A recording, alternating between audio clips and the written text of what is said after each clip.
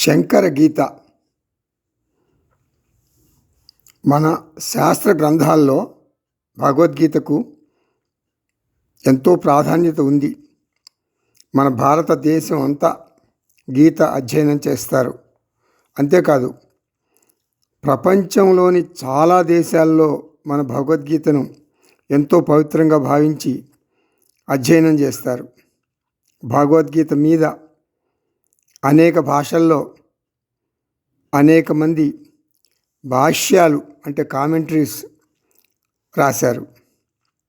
మతపరంగా రాశారు, మరి రాజకీయ నాయకులు రాశారు, మరి ఐఏఎస్లు ఐపీఎస్లు అటువంటి స్థాయిలో ఉన్న అధికారులు కూడా రాశారు. దురదృష్టం ఏంటంటే ప్రతి ఒక్కరూ భగవద్గీతను వారికి నచ్చిన విధంగా రాశారు.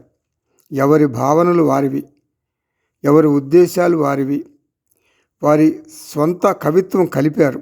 కనుక ఒక గీతా గ్రంథాన్ని మరొక గీతా గ్రంథాన్ని అసలు పోలికలు కనపడవు ఒకదానికి మరొక దానికి.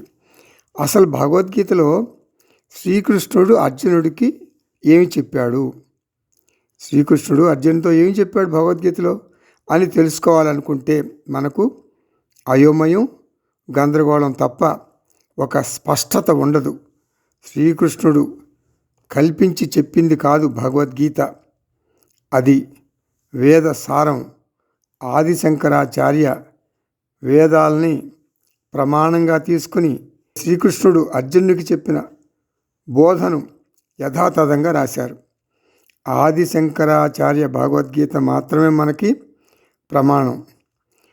ఆదిశంకరాచార్య భగవద్గీత గ్రంథమే మనం అధ్యయనం చేయాలి. అదే మనకు ప్రమాణం.